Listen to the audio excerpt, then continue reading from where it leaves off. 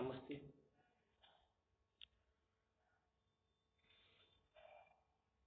Myself Jevin Gaurav from the Faculty of Physiotherapy and Diagnostic in the Department of Diagnostic Community Health from the discipline of radiology or radio diagnosis in Jayoti Vidyapeeth Women's University.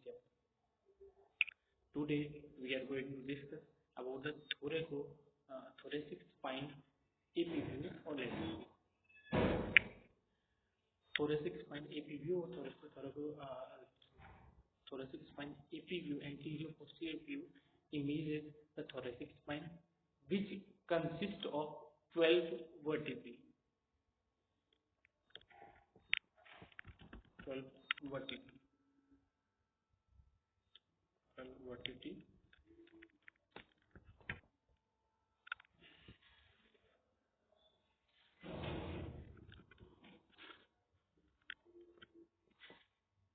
Okay. The thoracic spine anterior posterior view images thoracic spine, which consists of 12 vertebrae. Indications why the thoracic spine AP view is performed. This projection is utilized or used in many imaging contexts, including trauma, post-operatively, and for chronic condition. It can help to visualize any compression, fracture, subluxation, or kyphosis. The positioning of patient. The patient is an erect or supine, depending on the clinical conditions or history. Ideally, the spinal imaging should be taken erect in the setting of non-trauma to non-traumatic conditions to give a functional overview of thoracic spine. All imaging of the patient with a suspected spine injury must occur in the supine position without moving the patient. Hands are placed by the patient's side. Next, the technical factor. So in this position,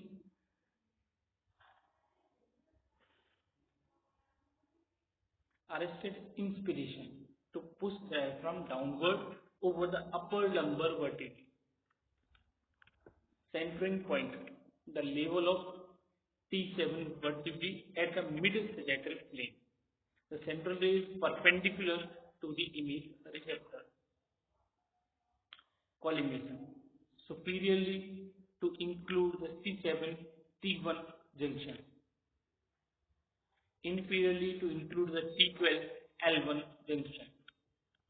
Lateral to include the costo-transverse joint and left and right paraspinal lines. Orientation should portray detector size that is used is 14 by 17 inches. Exposure factors for the thoracic spine is 65 to 75 kbp or MES is in the range of 20 to 40 mA. SID, so image receptor distance should 100 cm. Grid, yes, grid is used because large exposure factor or exposure factors are high, that is used. Image technical evaluation. What are the findings or evaluation after taking image? The entire thoracic spine should be visible from T1 to T12. No patient rotation as evident by central spinous process with sternoclavicular joint. Appearing equidistance, intervertebral joints are seen in profile. Adequate image penetration and image contrast is evident by clear visualization of thoracic vertebral body with both trabecular and cortical bone demonstration. Practical. Point 3 column concept of thoracolumbar spine fracture is of particular importance when assessing the image of for pathology. Particular take particular care when imaging patient at trauma trolley that the image receptor is aligned to the central ray to prevent anatomy exclusion and grit cutoff. Flexing the patient's leg or providing a pillow under the knee may improve patient comfort whilst reducing spinal lordosis. Okay, so this is the thoracic spine AP view that is particularly important for in condition of trauma, any type of injury, or to see the vertebral body of the spine and any other type of intervertebral disc or diseases in the spine.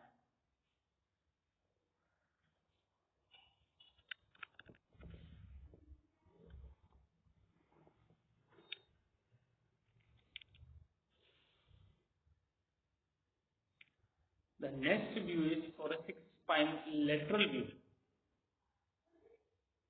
That image is the thoracic spine which consists of 12 vertebrae. 12 vertebrae. Indications. This projection is utilized in many imaging contexts, including trauma, post-operative imaging, and for chronic conditions. It can help to visualize any compression, fracture, subluxation, or kyphosis, and is used to conjunction with the AP view to complete a thoracic spine series. Patient position. The patient is erect, supine, or lateral decubitus depending on clinical conditions or stage. Ideally, spinal imaging should be taken erect in the setting of non-traumatic condition, non-traumatic patient to give a functional overview of thoracic spine. All imaging of patients with a suspected spinal injury must occur in the supine position without moving the patient.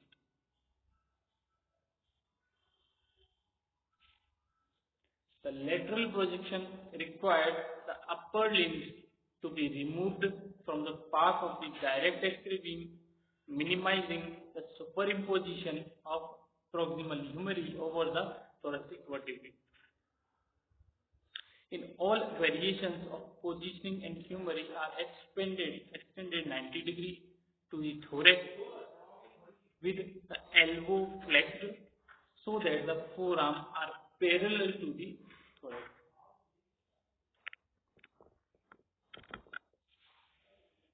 So the next point is technical exposure factor. In this projection, it is the lateral projection. In this projection, suspended expiration or breathing technique, if it is possible, then in suspended expiration. Central point at the level of the 7th thoracic vertebrae, which correlates to the inferior border of the scapula, central directly over the thoracic spine, most commonly equates the posterior third of the thorax. The central ray is perpendicular to the image receptor. And the collimation. Superiorly to include the C7 or T1 junction. Inferiorly to include the T12 L1 junction. anterior and posterior to include the anterior margin of the all thoracic vertebrae and the posterior to include the posterior column elements. Orientation should use portrait. Detector size is in the range of 14 by 70 inches or 35 by 43 centimeters. The exposure. The exposure limit is 60 to 80 kVp or MAS in the range of 30 to 60 mAs. SID, source to image receptor distance, should be in 100 centimeter grid. Yes, grid is used because high exposure factors are used in this projection or in taking the image in the lateral projection. The technical evaluation. What we can evaluate after getting the image. The entire thoracic spine should be visible from T1 to T12. Intervertebral joint and neural foramen are open with the superimposition of the posterior spinous processes and posterior rib articulation indicating a true lateral has been achieved. Adequate image penetration and image contrast is evident by clear visualization of thoracic vertebral body with both trabecular and cortical bone demonstrated.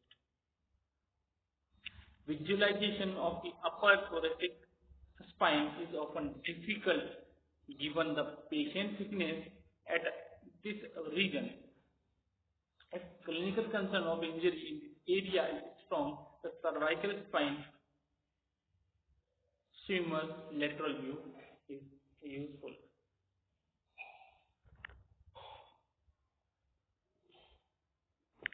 Practical point or practical evaluation. Three-column concept of thoracolumbar spine fracture is of particular importance when assessing the image of the pathology, image for pathology. Thoracic kyphosis can mean the field of view is wide and can include the majority of the anterior thorax. Be aware of this when collimating and choosing the coronal centering point. Horizontal beam imaging can produce unwanted image artifacts. Attempt to remove all potential artifacts including excessive shields, blankets and monitoring device if safe. When moving the patient's arm, be aware of any concurrent shoulder girdle injury. If the patient is unable to extend the humerus 90 degrees to the thorax, place an immobilization wedge over the thorax and ask them to extend their arms over the equipment. This will help to decrease superimposition while maintaining a level of patient comfort. So it is also useful for patient comfortable or for patient comfort. In order to achieve a true lateral projection, a caudal or cephalic tube angulation may be required depending on the spine coverage. So, in this session we had discussed about the thoracic or thoracolumbar spine, AP view and lateral. In the next session we will discuss about lumbar spine, AP and lateral. I hope you all satisfied with this session. If you have any queries, then put it into the comment box. I will resolve it later. Thank you. The session is over. This session is powered by digital version 2.0, Jayashree Women's University, Jaipur. Thank you.